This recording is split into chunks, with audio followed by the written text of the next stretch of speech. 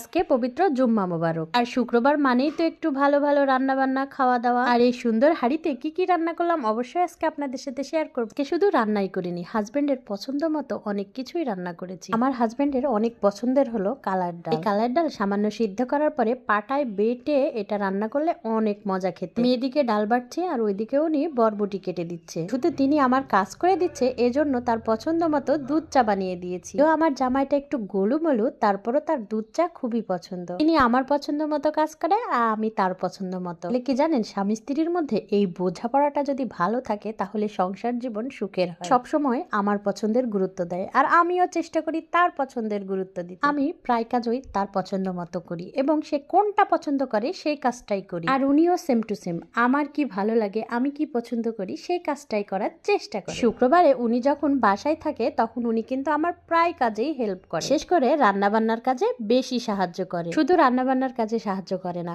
উনি কখনো ঘর মুছে দেয়, কখনো কাপড় ধুয়ে দেয়। আচ্ছা, এখন হয়তো আপনারা কমেন্ট করবেন উল্টা পাল্টা, তাই না? কাজে সাহায্য করলেই কি বউ পাগল হয় বলেন তো? এই তো দেখেন পেঁয়াজ কাটছে আর কান্না করছে। আমি আবার দুষ্টামি করে তাকে খেপাচ্ছিলাম, বললাম বউ তোমাকে কি দিয়ে মারছে, বেলুন দিয়ে না ঝাড়ু দিয়ে, কোনটা দিয়ে মারছে যে তুমি এত কান্না করছো? মাশাআল্লাহ, আমার বরটা আমার কষ্ট হবে দেখে উনি নিজেই পেঁয়াজ কাটছে। দেশি পেঁয়াজের কিন্তু একটু ঝাঁজ বেশি, তাই না? আমি বারবার তাকে বলছিলাম দাও আমি কাটি, কিন্তু কিছুতেই তিনি শুনছে না। তিনি বলছিল আমার যদি চোখ দিয়ে পানি বের হয় তাহলে তোমারও তো চোখ দিয়ে পানি বের হবে, একই কথা হলো। আর এইদিকে আজকে আমি তার পছন্দ মতো গরুর মাংস রান্না করব, তাও আবার আমার শখের মাটির হাঁড়িতে রান্না হবে। আজকে প্রিয় মানুষের জন্য প্রিয় হাঁড়িতে রান্না হবে। আজকে রান্নাটা কিন্তু অনেক মজা হয়েছিল। মাংসটা প্রথমে ভালোভাবে ধুয়ে নিয়েছি, পরে হলুদ মরিচ লবণ দিয়েছি, তেজপাতা আর মাংসর মশলাও দিয়েছি, এরপরে দিলাম তেল।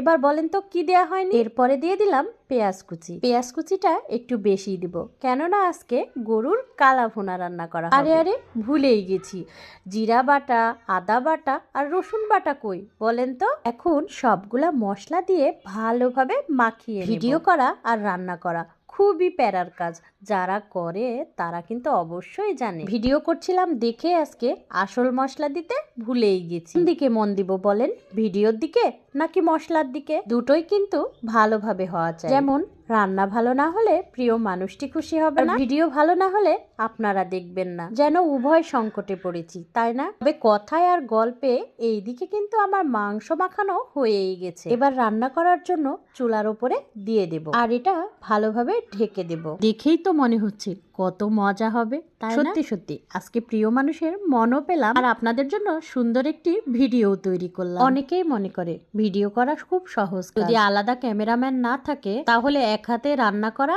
আর অন্য হাতে ভিডিও করা এটা কিন্তু খুবই কষ্টের কাজ। যারা এই ভিডিও করে তারা কিন্তু জানে আসলে রান্না করা আর ভিডিও করা অনেক অনেক কষ্টের কাজ। কথায় কথায় আমার রান্নাটা কিন্তু হয়েই গেছে আর খেতেও কিন্তু অনেক মজা হয়েছিল। আমার প্রিয় মানুষটি প্রশংসা একটু কমই করে, তবে আজকের রান্নার প্রশংসা অনেকবার করেছে, তাই তো আমিও বুঝে গেছি আজকের রান্নাটা কিন্তু অনেক টেস্টি ছিল। আপনারা কিন্তু কমেন্ট করে জানাবেন কেমন হয়েছে। আমার জামাই তো প্রশংসা করে না, মাঝে মাঝে ভাবি আপনারা প্রশংসা করবেন, কিন্তু আপনারাও করেন না। কিপটাক হলে হয় বলেন তো? প্রশংসা করতে তো আর টাকা লাগে না। আজকের ভিডিওটি এ পর্যন্তই। ভালো থাকবেন, সুস্থ থাকবেন, সবার জন্য অনেক অনেক দোয়া ও শুভকামনা রইল। আল্লাহ হাফেজ।